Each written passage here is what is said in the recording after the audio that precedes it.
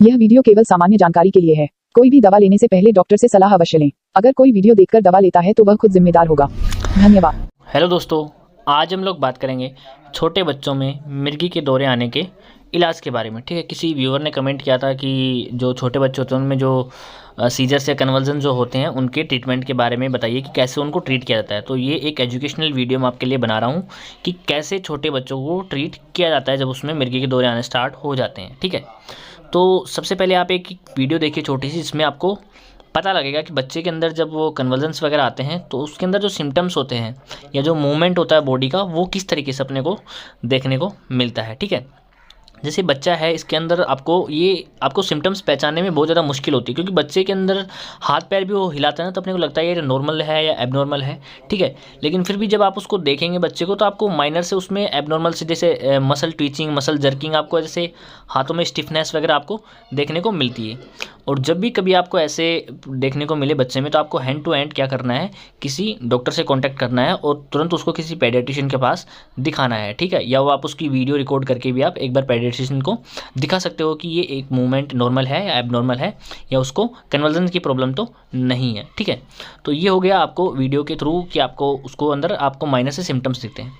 अब बात करते हैं अपन कि आखिर ये होता क्या है। ठीक है, जो अपन इसको बोलते हैं वो होता है नियोनेटल कन्वर्जन। ठीक है, नियोनेटल कन्वर्जन जो बच्चा जब पैदा होता है ना, उसके 28 दिन तक, 1 दिन से 28 दिन के बीच में ही अपने को देखने को मोस्टली मिल जाते हैं। ठीक है, तो नियोनेटल कन्वर्जन क्या होता है कि ये कन्वर्जन्स होते हैं एबनॉर्मल इनवॉलंटरी मूवमेंट। ठीक है, जो अपनी इच्छा के विरुद्ध की अपन चाहते नहीं, लेकिन ऑटोमेटिकली वो क्या होते हैं, हाथों में जर्किंग। ठीक है, और जो अपने को दिखने में भी वो एबनॉर्मल लगते हैं, मतलब असाधारण लगते हैं। तो ऐसे जो मूवमेंट्स होते हैं ना, उनके एपिसोड्स होते हैं, मतलब कि हिलने लग गया, फिर ठीक हो गया, फिर 5 मिनट में फिर से वो मसल में ट्विचिंग, आपको हाथ में अकड़न जैसी देखने को मिल जाती है।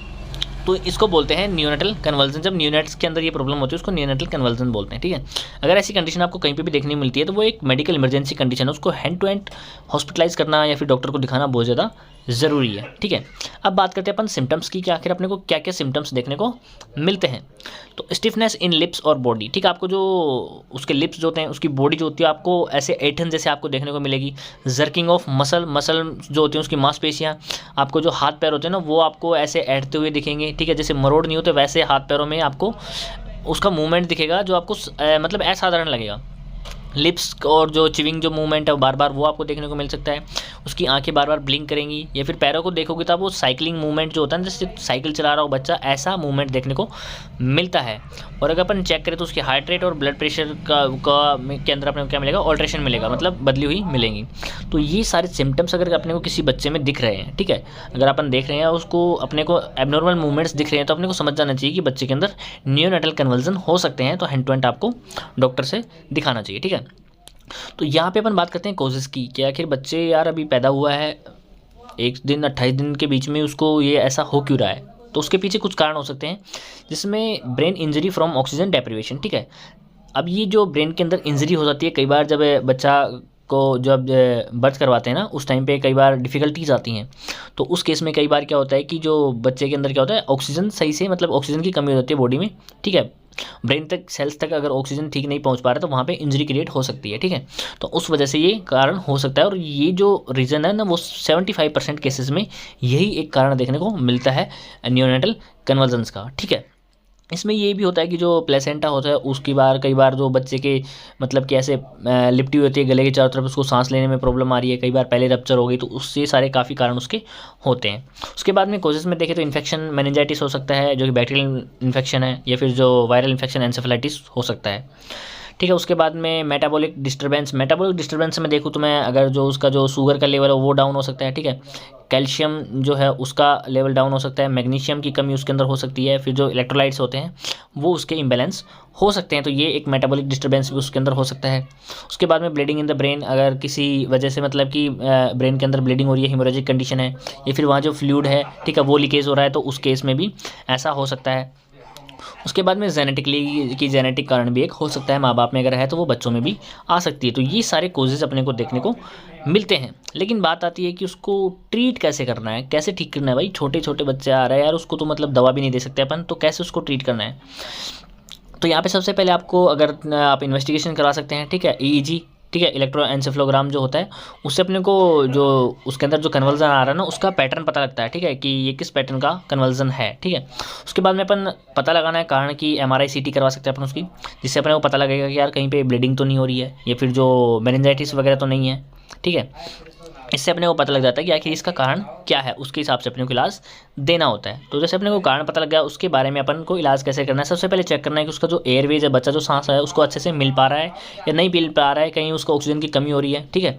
तो अपने को अगर एयरवेज क्लियर नहीं तो उसको एयरवेज को क्लियर करना पड़ेगा, उसको मतलब कि प्रॉपर ऑक्सीजन प्रोवाइड करनी पड़ेगी, ठीक है। तो अपन ये एक काम सबसे पहले करना होता है।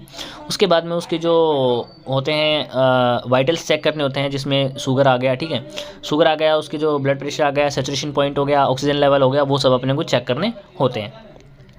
उसके बाद में मैं बात करूँ तो अगर इमरजेंसी अगर बच्चे को अभी हॉस्पिटल लेके आए हैं तो उसको अंदर अगर कन्वल्जन्स वगैरह आ रहे हैं तो उसको हैंड टू हैंड ट्रीटमेंट क्या दिया जाता है, इंजेक्शन फिनोबार्बिटोन, ठीक है, हैंड टू हैंड उसको इंजेक्शन फिनोबार्बिटोन दिया जाता है। उसकी अगर मैं डोज की बात करूँ तो 50 to 20 mg पर kg बॉडी वेट को उसको दिया जाता है, ठीक है। तो फिनोबार्बिटोन का इंजेक्शन जो होता है वो पेशेंट को या तो अपन IM रूट से देंगे या फिर स्लो IV देंगे, मतलब स्लो का मतलब इसको IV इन्फ्यूज़न उसको दिया जा सकता है, ठीक है। ये इंजेक्शन अपन देंगे उसको तो बच्चे को जो अंदर जो कन्वल्जन्स आ रहे हैं वो बिल्कुल बंद हो जाते हैं, ठीक है। इमरजेंसी कंडीशन में बिल्कुल एक्यूट फॉर्म के लिए ये दिया जाता है। उसके बाद में मैं बात करूँ अगर मेटाबॉलिक एबनॉर्मलिटी है, ठीक है, जैसे अपन बात करें उसमें ग्लूकोज का लेवल कम है तो उसको क्या करना पड़ेगा, फिर इंजेक्शन 25% जो ग्लूकोज होता है उसका इंजेक्शन देना पड़ेगा। और उसको ये 5 ml का जो इंजेक्शन होता है ये इसको स्लोली दिया जाता है। अगर अपने पास 20 ml का एम्प्यूल है तो उसमें से 5 ml उसको IV रूट के थ्रू बिल्कुल स्लो उसको देना ताकि उसका ग्लूकोज लेवल कंप्लीट हो सके। उसके बाद में अगर बच्चे के अंदर कैल्शियम की कमी है, ठीक है, तो उसको कैल्शियम ग्लूकोनेट का इंजेक्शन दिया जा सकता है, वो 3 ml दिया जाता है, ठीक है। कैल्शियम की अगर कमी तो 3 ml इंजेक्शन को IV रूट के थ्रू स्लो लगाया जाता है। मैग्नीशियम सल्फेट का इंजेक्शन दिया जाता है अगर मैग्नीशियम की कमी है तो, ठीक है। मेनली इन्हीं की कमी की वजह से ये मेटाबॉलिक जो एबनॉर्मलिटी होती है इन्हीं की वजह से उसके अंदर अपने को मिर्गी देखने को मिल सकती है, तो इस तरीके से उसको ट्रीट किया जाता है। उसके बाद में मैं बात करूँ तो कि बर्थ ट्रोमा या हाइपोक्सिया, ठीक है, बर्थ के अंदर जो मैंने बताया था कि जो ब्रेन इंजरी जो होती है, ठीक है, उस केस में अपने को क्या करना है कि पेशेंट को हाइपोक्सिया ऑक्सीजन की कमी है तो उसको इंजेक्शन डेक्सोना, ठीक है, जिसके अंदर डेक्सामेथासोन आता है उसको 0.5 ml IM रूट के थ्रू उसको दिया जाता है बच्चे को, ठीक है, ताकि जो स्वेलिंग वगैरह है जो ट्रोमा की वजह से जो उसके अंदर कन्वर्जन आ रहे हैं ना वो ख़त्म हो सके, ठीक है। और जो उसके अंदर जो ऑक्सीजन की कमी है ना वो मतलब कि उसको प्रॉपर ऑक्सीजन प्रोवाइड हो सके और उसकी सेल्स जो हो रही हैं, ठीक है, सेल्स जो मतलब कि कमज़ोर हो रही हैं वो ठीक हो सकें। उसके बाद में है कि उसको विटामिन K का जो इंजेक्शन लगाया जाता है, विटामिन K का इंजेक्शन की अगर मैं डोज की बात करूँ तो 1 mg IM उसको दिया जाता है, ठीक है। विटामिन K का जो इंजेक्शन होता है इसका रोल क्या होता है कि जो अगर मान लेते हैं कि किसी को बर्थ ट्रॉमा के अंदर हिमोरेज कंडीशन हो रही है, ठीक है, ब्लीडिंग वगैरह हो रही है तो उसको क्लोट बनाने के लिए, ठीक है, बच्चे को जन्म के दौरान ही इसको ये लगा दिया जाता है। हर बच्चे को विटामिन K का इंजेक्शन लगाया जाता है तो क्या, ताकि उसके अंदर जो कन्वर्जन वगैरह हो रहे हैं ब्लीडिंग वगैरह की वजह से तो वो ब्लड क्या होता है वहाँ पे क्लोट हो जाता है और वो उसको कन्वर्जन्स बंद हो जाते हैं। तो विटामिन K का इंजेक्शन उसको बच्चे को दिया जा सकता है अगर कि ये एक कारण उसका है तो उस केस में, ठीक है। उसके बाद में मैं बात करूँ तो उसके अगर कोई को ट्रीट इन्फेक्शन, अगर उसको मेनिंजाइटिस है, ठीक है, एंसेफेलाइटिस है, सॉरी मतलब कि मेनिंजाइटिस या फिर जो एंसेफेलाइटिस के अगर कोई कारण है तो उसको ट्रीट करना पड़ता है। उसके अंदर बैक्टीरियल इन्फेक्शन है तो फिर उसको एंटीबायोटिक्स दी जाती हैं जिसमें कि जेंटामाइसिन का इंजेक्शन यूज किया जाता है। या फिर उसको वायरल इन्फेक्शन है, एंसेफेलाइटिस है उसको तो उसको एसाइक्लोविर वगैरह यूज़ किया जाता है। उसके बाद में उसके जो वाइटल्स जो होते हैं उसको मॉनिटर करना बहुत ज़्यादा ज़रूरी है। उसको ऑक्सीजन प्रोवाइड करना कि अगर उसको प्रॉपर ऑक्सीजन नहीं मिल रहा है तो, ठीक है। उसके जो ब्लड प्रेशर है उसको चेक करना, ठीक है। उसके बाद में जो मैंने बताया कि ग्लूकोज लेवल वगैरह होता है उन सबको मॉनिटर करना बहुत ज़्यादा ज़रूरी है, ठीक है। और बच्चे का जो एयरवेज है उसको क्लियर करना बहुत ज़्यादा ज़रूरी है, ये चीज़ आपको ध्यान रखनी है। उसके बाद में ध्यान देना है कि long term follow up is essential, neuronal seizures में इम्पैक्ट न्यूरो डेवलपमेंट और indicate epilepsy in later life, ठीक है। अगर किसी बच्चे को न्यूरोनल कन्वर्जन्स देखने को मिलते हैं तो उसको फॉलोअप करना बहुत ज़्यादा ज़रूरी है। मतलब कि वो अगर आप एक बार डॉक्टर को दिखाते हैं तो उसको जैसे उसका ट्रीटमेंट कंप्लीट हो जाता है उसके बाद में भी आपको फॉलोअप करना है, वापस से डॉक्टर को दिखाना बहुत ज़्यादा ज़रूरी होता है कि अगर क्योंकि ये जो न्यूरोनल जो सीजर होते हैं ना वो बाद में जो उसको एक तो न्यूरो डेवलपमेंट, ठीक है, उसका जो ब्रेन का जो डेवलपमेंट होता है उसको अफेक्ट कर सकता है, ठीक है। और उसको बाद में आगे की ज़िंदगी में उसको एपिलेप्सी जैसी समस्या देखने को मिल सकती है।